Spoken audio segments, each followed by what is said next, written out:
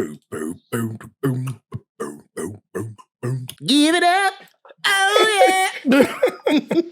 Party man. Party man.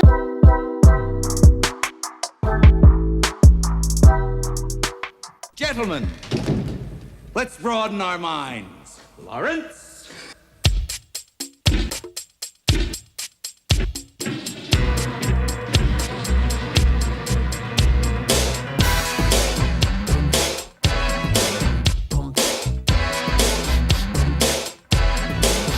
Wait! Before we get into arguably the most important superhero film of all time, please do us a favor. Hit that subscribe button right at the bottom. Batman. We are watching this film right now because The Flash is in theaters right now. And guess who's in The Flash? Freaking Batman. Michael Keaton's Batman. Exactly. Okay. So in honor of that, we decided to go back to the roots, back to the movie that started it all, the real Batman. Yes. And it's just called Batman.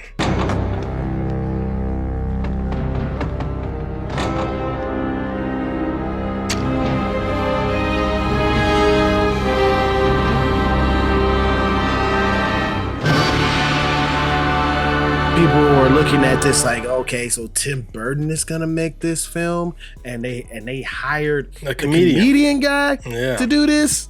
But when it hit theaters, man, it just kept growing and growing and growing in 1989 and got very, very popular. Yeah, it's hard to explain how big this movie was at the time. This time it is to the big screen. Warner Brothers is spending millions to bring millionaire Bruce Wayne and his alter ego to life. Bat shoes, bat towels, bat shirts, bat mugs, and none of the bat goods are hanging around. The crowd started gathering over the weekend in anticipation of a movie premiere so big it had to be held in 2 theaters. The poster had no words, nothing. It was just the bat symbol, and you knew what it was. It was the coolest, the coldest thing. I was like 3 when this thing came out, and I knew it was inescapable. Yeah. Batman was like in my veins at the time. You know what I mean? He was on McDonald's cups. His toys were in all the stores. Like, this was like the biggest thing ever at the time. It's just difficult to explain how huge this movie was. This film inspired the Batman animated series, and they actually used some of the music for the film in the cartoon. This film does star Michael Keaton, but it also stars Jack Nicholson. As Jack Nicholson. As I was gonna say, well, yeah. As a hyper version of Jack Nicholson, which is the Joker. But he still made it his own because, as we just said, it's Jack Nicholson. Okay. It's a very iconic performance. As you know, the story of Batman, well, one, he's a rich billionaire. As a kid, his parents were killed by thugs. But that's not how the movie presents this at all. The movie starts, Batman's here. Boom, he's here. There's no origin or nothing. It kind of has a fake out that you think we're going to be watching Bruce Wayne's origin story as Batman. But really, it's that kid's getting rescued by Batman. So the movie doesn't start out that way. It starts off as a mystery. Who is this giant bat that's prowling the roofs of Gotham? And it's only through Vicky Vale's eyes, through a third party's eyes, do we learn what happened to Bruce Wayne, because she's like following him. And I liked it a lot. The structure of this film also so odd, because it's interesting how you started off telling the backstory of Bruce Wayne, but that's not what this movie did at all. This movie established Gotham first. It established the city first, and then Batman is just another weird thing within the city. I feel like this Batman and this Bruce Wayne are very odd, very, very odd compared to the others that came afterwards, because Bruce Wayne is not a public figure in Batman. He's virtually unknown. As a matter of fact, no one could pick him out of the crowd. No one knows who he is. Yeah, exactly. Like, go to a party, and they're like, which one of these assholes is Bruce Wayne? Bruce Wayne's like, I don't know. Excuse me. Excuse me. Could you tell me which of these guys is Bruce Wayne? Well, I'm not sure. Thanks, Andy. So he is truly a recluse. He lives in a freaking castle far outside of Gotham City. Like, he is virtually unknown. Bob tells the Joker that Vicky Vale's dating some dude named Bruce. And he's like, well, she's about to trade up. You know, like he had no clue who Bruce Wayne was. She's dating some guy named Wayne. She's about to trade up. And I think the style of this film, I think, is a big standout. And it stands out so strongly compared to anything Marvel has ever done. This movie just feels like it belongs in a completely different universe, a completely different realm, to the point that I don't know how the F they're gonna get Michael Keaton into The Flash. They must have pulled him out of one universe and put him in another. I don't understand how they could even overlap, because this movie has like this weird like 1930s, 1940s Art Deco look going on. The streets are dark. They are pitch freaking black. They're dirty. Yeah, dirty. There's steam rising out of the sewers. Like, it is just a grimy, nasty, dirty, scary Gotham. And I love it, man. It is just so cool. It is very, very ungrounded. It has that heightened reality thing that I wish Batman would go back to on the big screen. As much as I like the Batman, and I like that they kind of ungrounded him a little bit for the Batman. A little bit. I like how this one is completely unmoored. Like, it's just wild. You know what I mean? Like, it doesn't. It's hard to tell what year it is. It's hard to tell whether it's day or night. Like, I love how strange and bizarre and creepy the art style in this film is. It is just next level. The first shot in this film is so cool, very unique. You will never. I bet you'll go to your grave without ever seeing another shot like this again in the theater. It is a very cool like matte painting of an Art Deco bizarre creepy Gotham, and it is just unnerving. I just think it looks so cool. It feels tangible. It feels like you could reach out and touch something, you know, and like have a film in your hand. You know, I love that kind of stuff. Reach out and touch. Yeah, I really enjoy that aspect of the film too, man. And it's such a bold look. Like, I just can't imagine anyone doing something like that with any comic book character today. Jack Nicholson's Joker is basically poisoning all of Gotham with this laughing, deformed gas and stuff that was in all the cosmetic products that he put. Which was so funny, because the news people started off looking glamorous on the news, but then as the cosmetics got poisoned, they couldn't use them anymore, so they looked like shit. That was like the funniest quiet joke throughout the whole film. I thought it dying. Sure was. 3 mysterious deaths at a beauty parlor in... at a beauty parlor in Gotham were discovered today. Barry, what the hell's going on? This movie, surprisingly, has very little action. There's not that much fighting scenes or anything like that. There's really like 1 or 2 like big explosions towards the end. Like, there's really not much fighting. There's just a lot of tone. There's a lot of like this eerie, scary tone going on, and there's a lot of characters. Like, you don't want to be in this city. Yeah, like, I don't know why anyone lives in this version of Gotham. Like, get out. Why are you here? You know what I mean? Like it is so eerie and gross here. I don't even understand how you could live here. Like, does the sun ever come out? Like, what the hell? Like, why would you be here? Again, I like that this was someone's vision, someone's like dipping into someone's mind and seeing what they thought about Batman. He wasn't a slave to reality. He wasn't a slave to the comics. He wasn't a slave to the TV shows that came before. It was its own unique thing. And it's when I go back and look at this film, it stands out so much that I haven't seen that in years. I haven't seen like someone's take on a character like that in years. It doesn't look like the comic, not quite.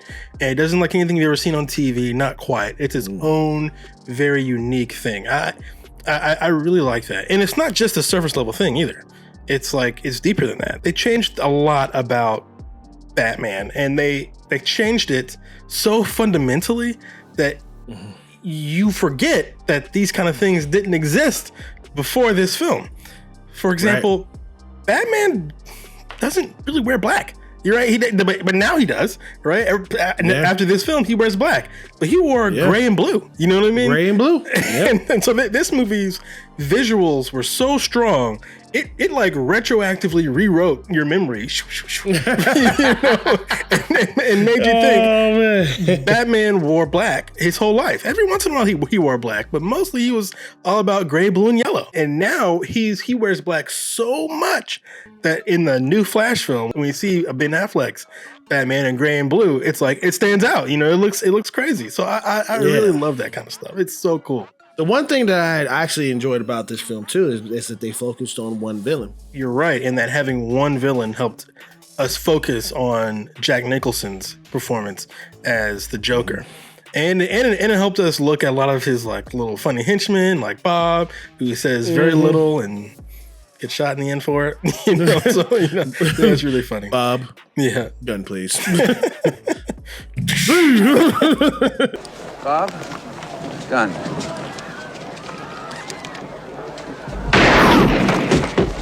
Yeah. My favorite line in this film from Jack Nicholson is when Batman comes down and takes his balloon. Oh, right. He's and then he's just like, those are my balloons. Those are my balloons. They took my balloons. They took my balloons. And then, why didn't anybody tell me he had one of those things? The pause was amazing. Yeah, so funny. He stole my balloons! Why didn't somebody tell me that he had one of those things? Aside from Tim Burton, the standout thing for this film for me has always been Bruce Wayne. This is, to my knowledge, maybe there's a little bit of a tweak in the Batman here. This is the only time on the big screen where the movie's like, hey, you know, Bruce Wayne, I think you might be sick in the head. And he had us. Now you want to get nuts? Come on, let's get nuts. I think something's wrong with you. Like, I think something's broken, you know, and Bruce Wayne doesn't seem to be 100% aware of it. He invites Kim Basinger's character over for lunch, and they're sitting in this dark, dank room, nearly miles apart from each other.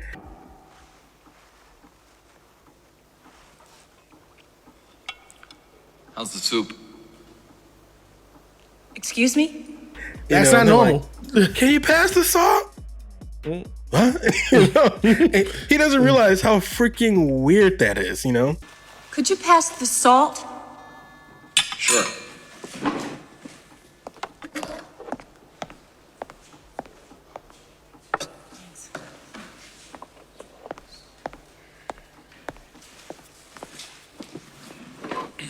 I liked how in the very opening scene when Kim Basinger's like wandering around Wayne Manor, and every door they open is weirder than the last, right? First, they've got the public room, which is just like, you know, a ballroom, and they're playing modern music. They open the door, and it's just like this like statue room, and they're like, what the hell is this? Armory? Yeah. Batman, but they don't know it's Batman. Bruce Wayne, he's like appearing behind them, and they don't even realize he's there. He's like following them for a long time, and they don't even realize he snuck up on them. And I don't think he realizes how freaking creepy that is. You know, that's so weird. And the movie pans over, and we see behind the mirror is like, you know, all his Batman gear looking at them. Like, if they were to go a little bit further, that's what the movie seemed to insinuate, that the mansion would get even weirder. I love that kind of stuff. And Kim Basinger, she's like, you know, this mansion, it's not like you. There's nothing in here that's like you. And he's like, yeah, some of this stuff isn't like me, but some of this stuff very much is. And you know what part she's talking about, you know? You know, this house and all this stuff really doesn't seem like you at all. Some of it is very much me. And I can definitely see how you're saying with the Batman, the one that came out recently, because he knows that he was sick in the head. Yeah, he does. He's aware of it. He's very aware. He was just like, I don't care about me. Right. Yeah. I don't care about going to no parties. I don't care about going to the office to be handling no business stuff. Right. I care about Gotham and fixing it. That's right. And he's let Wayne Manor get decrepit and nasty. He himself is pale, like he hasn't been outside in the sun in like a long time, you know. Like I really like that version of Bruce Wayne, that something might be wrong. We got Christian Bale's Bruce Wayne. He's a lady killer. Right. Okay. As a matter of fact, Christian Bale, he seems to be in the ultimate control. He seems to have three versions of himself. He's got the version that he shares with Alfred, and then he's got his Batman persona, and then he's got the Bruce Wayne for the public, you know. So he seems to have three versions. He seems to be like in ultimate control of his mind.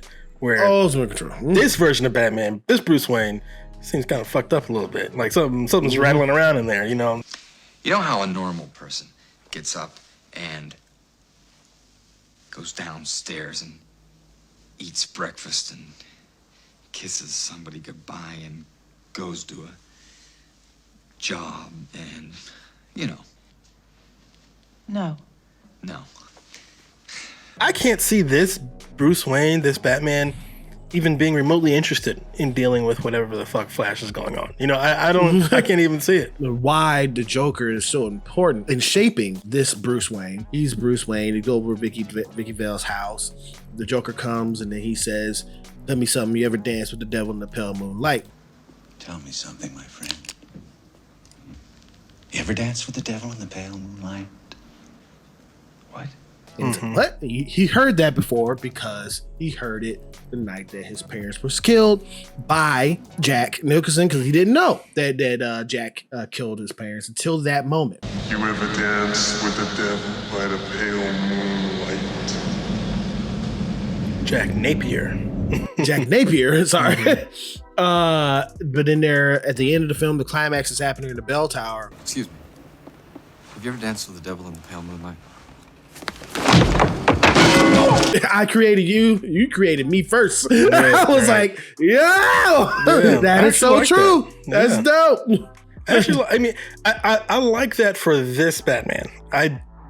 For Batman in general, I like that a no-name thug killed his parents. That it's just a random criminal, and it's the act of criminality that Batman is after instead of like Joker himself. But you're right. In this film, there's a humongous, major, controversial change, in that a young Joker is the person who killed Batman's parents. And I know that was super controversial, and it's still pretty controversial today.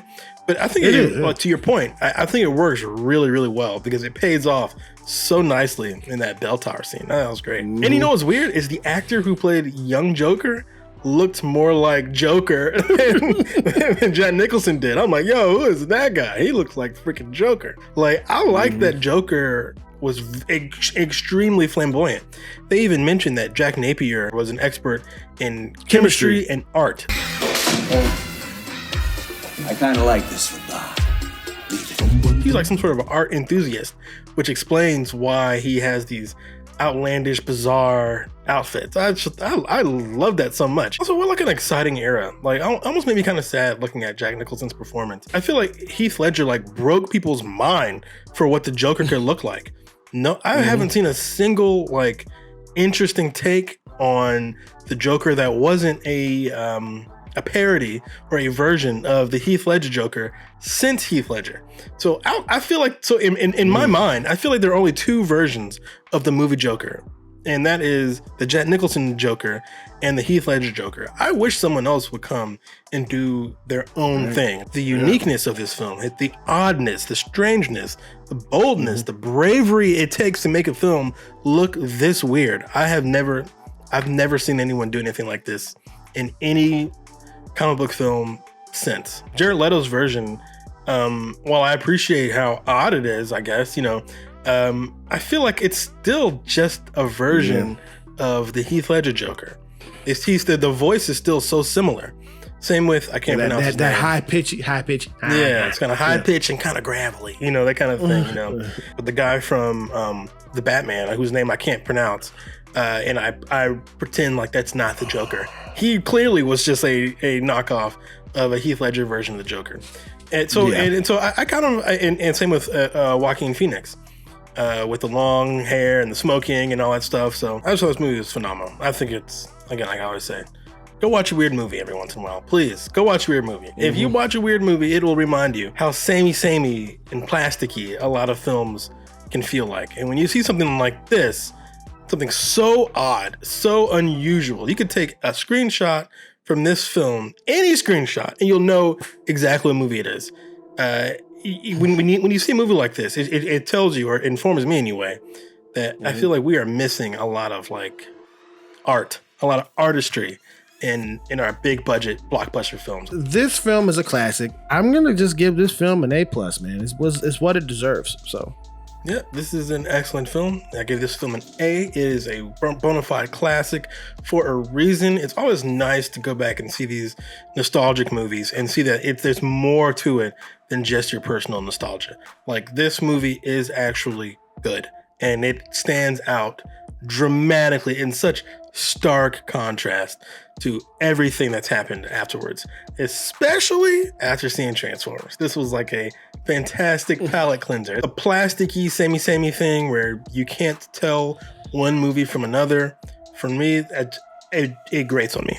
Tyrone, you know that, because we talk about it all the time, about how much I complain about watching some of these big budget films. Because they just blend in together, man. They just mesh. You know what I mean? They all look identical. When you look at this film, it reminds you that 99% of the movies we watched this year, last year, and we're gonna watch are cowards. They're just as boring and bland. They look just like every other fucking film. It grates on me. I'm not gonna even ask you, do you recommend it? Because don't watch this movie. This is my movie. That's why you can't watch it. This is mine. Of course, watch this movie. It's great. Of course, watch this movie. If you haven't seen this movie, you should have seen this movie. More importantly, do you recommend this film? Have you seen this film? You should have seen this film. I don't even know why I'm pointing at you right now, person. Okay, but get in the comments and let us know what you thought about Batman 1989. This town needs an enema. Thank you so much for clicking on this video. We are almost to the halfway point of 1,000 subscribers. All right. So if you're new, please hit that subscribe button right at the bottom. And if you did like this rating review of this retro awesome film, please hit that thumbs up. Or you can hit that thumbs down, whichever you choose. It is your opinion. Just remember one thing, it is mostly wrong. See you in another video. Peace.